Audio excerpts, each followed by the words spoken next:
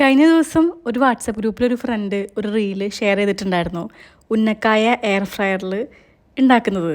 അപ്പോൾ അത് കണ്ടപ്പോൾ എനിക്കും ഉണ്ടാക്കാനായിട്ട് തോന്നി. എന്തായാലും ഇന്ന് ഗ്രോസറി വാങ്ങുന്ന ദിവസമാണല്ലോ, അതുകൊണ്ട് 3 പഴം ഞാൻ വാങ്ങിച്ചു.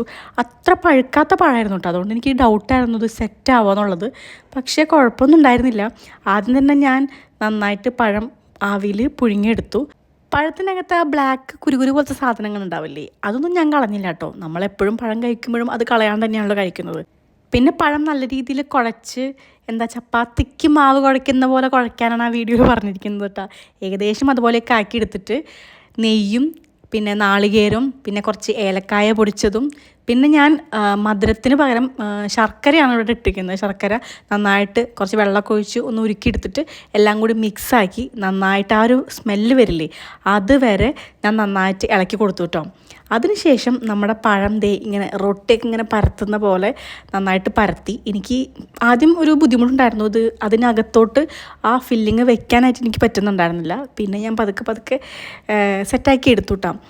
കുറച്ച് സമയമെടുത്തു, എന്നാലും കുഴപ്പമില്ല. എനിക്ക് തോന്നുന്നു നല്ല പഴുത്ത പഴമാണെങ്കിൽ ചിലപ്പോൾ ഇത്രയ്ക്കും ഒരു കൺസിസ്റ്റൻസി കിട്ടില്ല എന്ന് തോന്നുന്നു. അങ്ങനെ എയർ ഫ്രയറിൽ കുറച്ച് നേരം വെച്ചതിന് ശേഷം ഈ ഒരു അവസ്ഥയിൽ എത്തിയിട്ടുണ്ട്. അതിലൊരെണ്ണം മാത്രം വിട്ടിങ്ങനെ മുറിഞ്ഞു പോന്നിട്ടുണ്ടായിരുന്നു. എന്തായാലും അത് ഞാൻ തന്നെ എടുത്ത് കഴിച്ച് നോക്കാമെന്ന് വിചാരിച്ചു.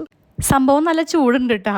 പിന്നെ ആ വീഡിയോയിൽ പ്രത്യേകം പറയുന്നുണ്ട് എയർ ഫ്രയറിൽ വെക്കുമ്പോൾ നന്നായിട്ട് നെയ്യൊക്കെ പരട്ടിയിട്ട് വെക്കണമെന്ന്. ഞാൻ അങ്ങനെ ചെയ്തിട്ടുണ്ടായിരുന്നില്ല, കാരണം ഓൾറെഡി കുറേ നെയ്യ് ഞാൻ ഒഴിച്ച് കഴിഞ്ഞിട്ടുണ്ടായിരുന്നു. അതുകൊണ്ട് ഇനിയിപ്പോൾ നമ്മളുടെ ഇവിടുത്തെ ഫ്രണ്ട്സിനൊക്കെ ഒന്ന് കൊടുത്ത് നോക്കാം.